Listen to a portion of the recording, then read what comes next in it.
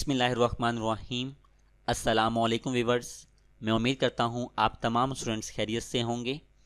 मैं आपका इंस्ट्रक्टर शहबाज़ अली और मैं आपको वेलकम करता हूँ आपके अपने चैनल डिजिटल एजुकेशन पर।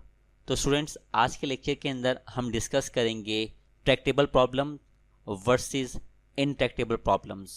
तो वीडियो आपने लास्ट तक देखनी है और बिल्कुल भी स्किप नहीं करनी। इसके साथ साथ आप तमाम व्यूअर्स से दरख्वास्त है, अगर आप चैनल पर नए हैं और आपने अभी तक चैनल को सब्सक्राइब नहीं किया तो जल्दी से चैनल को सब्सक्राइब करें और बेल आइकन को प्रेस करें। अपना आज का टॉपिक शुरू करने से कबल मैं थोड़ा सा अपने टॉपिक को प्रीवियस लेक्चर से लिंक करना चाहता हूं। तो प्रीवियस लेक्चर में थोड़ा सा आपके साथ डिस्कस करना चाहता हूं। आपको याद होगा हमने कहा था कि प्रॉब्लम्स आपके पास दो तरह की होती हैं। एक आपके पास होती है सोल्वेबल प्रॉब्लम और एक आपके पास होती है अनसोल्वेबल प्रॉब्लम। हमने कहा था सोल्वेबल प्रॉब्लम ऐसी प्रॉब्लम को कहा जाता है जिनका एल्गोरिदम्स जो है वो बनता है और एल्गोरिदम आपको एक step by step way procedure बताता है जिससे आप अपनी प्रॉब्लम्स को सॉल्व कर लेते हैं। जबकि अनसोल्वेबल प्रॉब्लम्स ऐसी प्रॉब्लम्स होती है जिनका सिरे से कोई एल्गोरिदम पॉसिबल ही नहीं है, आप उन प्रॉब्लम्स को सॉल्व नहीं कर सकते। ये हमने प्रीवियस लेक्चर के अंदर डिस्कस किया था। आज हम डिस्कस कर रहे हैं सोल्वेबल के अंदर इसकी मज़ीद हम दो कैटेगरी के अंदर क्लासिफाई कर रहे हैं।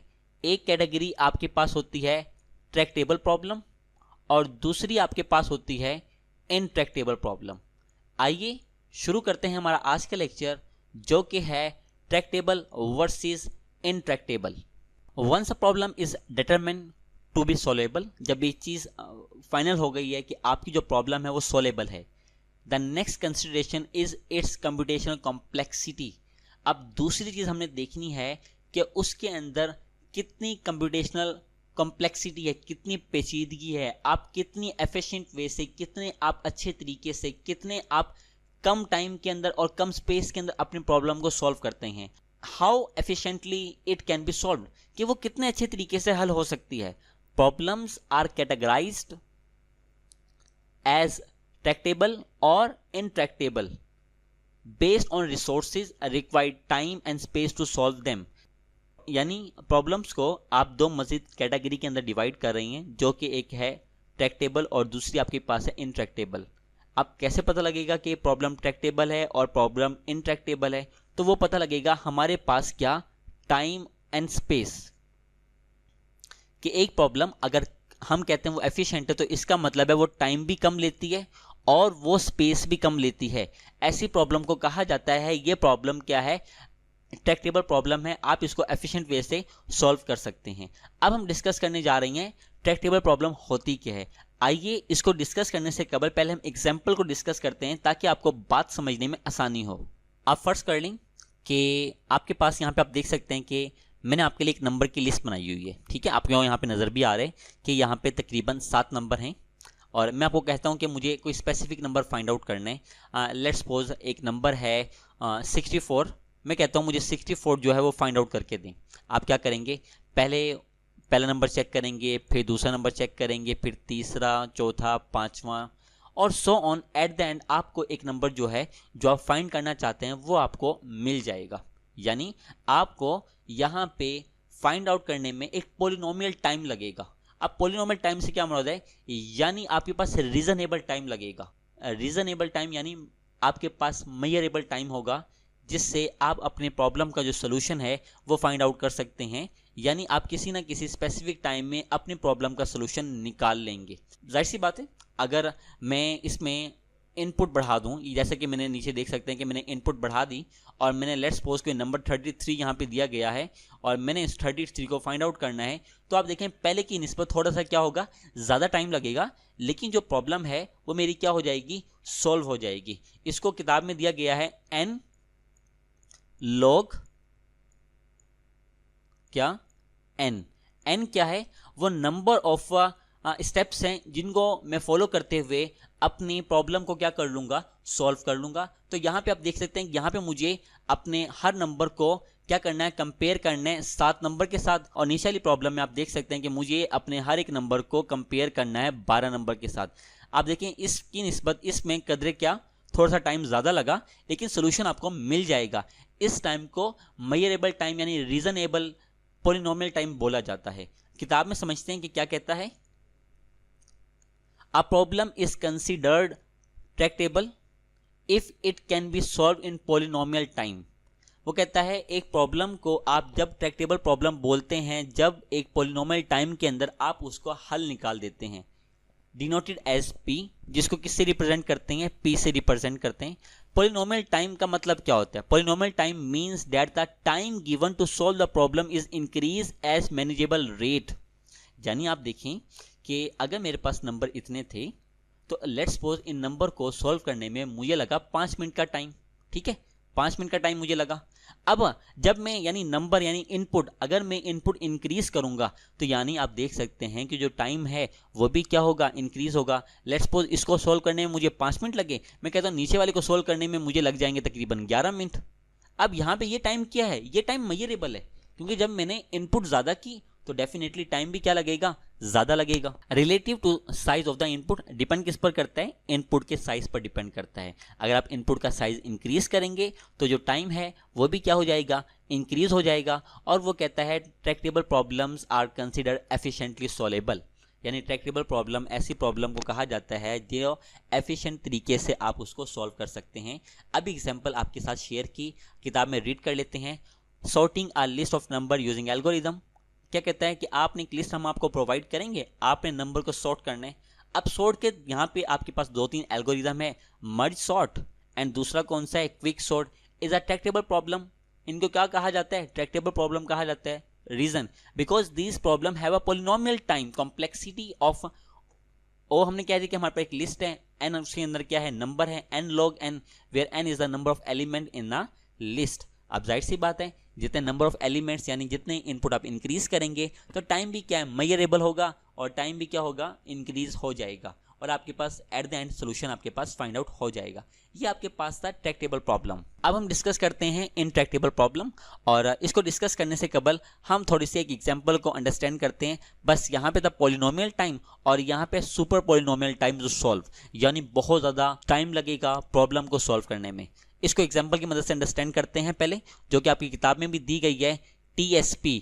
इस एग्जाम्पल की मदद से हम इसको समझने की कोशिश करते हैं। हम फर्स्ट कर लेते हैं जी, आपके पास एक सेल्समैन है, वो एक सिटी से 2 अलग अलग सिटीज़ में जाकर कोई चीज़ सेल्स करना चाहते हैं। एक सेल्समैन है, वो अपनी सिटी में है, वो वहाँ से 2 अलग अलग सिटीज़ में जाकर कोई चीज़ क्या करेगा, सेल करेगा। अब इस एग्जाम्पल की मदद से इसको समझते हैं। हम कहते हैं जब वो यहाँ से यहाँ पे मूव किया, उसको कुछ टाइम दरकार हुआ। उसके बाद हम कह सकते हैं कि अगर वो 2 से वापस अपने ओरिजिन पे आता है तो हो सकता है उसको थोड़ा सा कम टाइम लगे। हम कहते हैं जब वो पहले गया था तो मोटरसाइकिल पे गया था और जब वापस आया तो कार पे वापस आ गया, तो डेफिनेटली क्या होगा, एज़ कम्पेयर टू जाने में और आने में क्या होगा, टाइम का डिफरेंस होगा। हम इस बात को थोड़ा सा और मज़ीद अच्छे तरीके से एक्सप्लेन करते हैं। फर्स्ट कर लें कि आपने एक सिटी से 2 अलग अलग सिटी में मूव करने, तो आपके पास 2 ऑप्शन है और वापस आपने ओरिजिन पे भी वापस आने।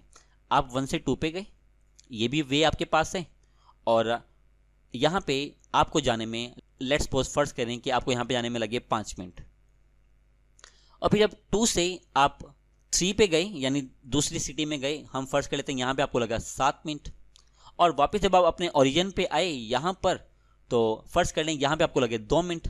अगर हम इन तीनों को जमा करें तो हम कह सकते हैं जी हमारे पास आंसर आ गया 14, यानी हमें इस रूट से कितना टाइम लगा, 14 मिनट लगे। अच्छा, दूसरा पॉसिबल वे कौन सा था, हम 1 से 3 की तरफ गए, 3 के, और यहाँ पे हमें टाइम लगा 1 मिनट। फिर 3 से हम गए 2 की तरफ, हम कहते जी यहाँ से यहाँ पहुँचने में हमें टाइम लगा 8 मिनट। उसके बाद 2 से वापस हम अपने ओरिजिन पे आए, हम कहते हैं जी ओरिजिन पे आने में हमें लगा 9 मिनट। अगर हम टोटल इनको टाइम को देखें तो हम कहते हैं जी यहाँ पे जो हमारे पास रूट ये वाला है, इस रूट में हमें लगते हैं 14 मिनट और इस रूट में हमें लगते हैं कितने, 18 मिनट।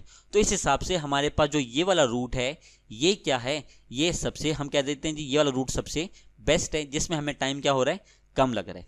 ठीक है, अगर हम इसकी टाइम के हिसाब से फाइंड आउट करें तो 2 का हम पोलिनोमियल लेंगे तो हमारे पास आंसर क्या आ जाएगा, यानी 2 को 1 से मल्टीप्लाई किया, आंसर आपके पास क्या आ गया, 2 आ गया। यानी आपके पास दो पॉसिबल वेज थे, आपने उसकी मदद से आपने क्या कर लिया, आंसर फाइंड आउट कर लिया। इसको थोड़ा सा कॉम्प्लेक्स करते हैं। फर्स्ट करें कि आपने 3 सिटी में मूव करने, दूसरी से तीसरी, तीसरी से चौथी, और वापस आपने कहाँ आना है, अपने ओरिजिन पे आने।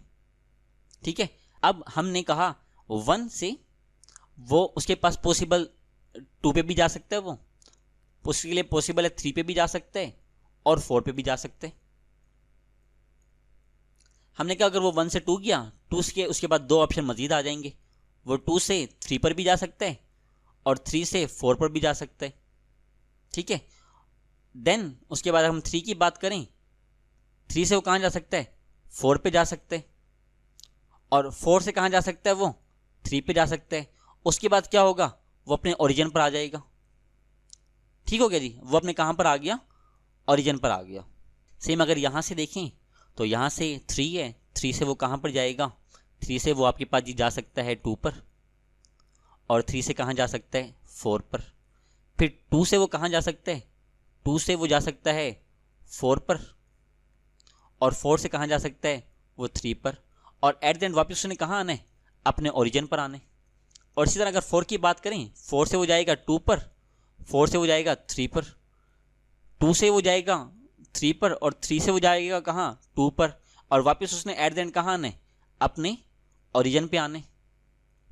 अब यहाँ पे देखें कि हमारे पास अब पॉसिबल पाथ कितने बन रही हैं, 1 2 3 4 5 6, यानी अगर वो 3 सिटीज़ में मूव कर रहा है तो उसके पॉसिबल पाथ कितने बन रही हैं, 6 बन रही हैं। कितने बन रही हैं, 6 पॉसिबल पाथ बन रही हैं।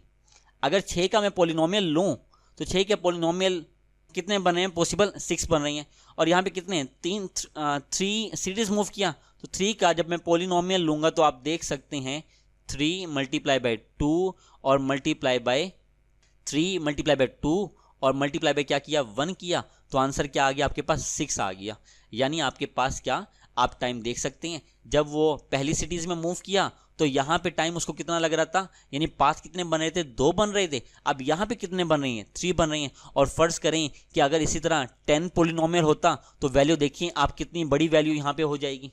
और इसी तरह 4 होता और फिर यहाँ पे इसको लगते 24, और इसी तरह अगर 5 होता, 5 के लिए उसको कितना लगते, 5 के लिए उसको डेफिनेटली लगते हैं 120।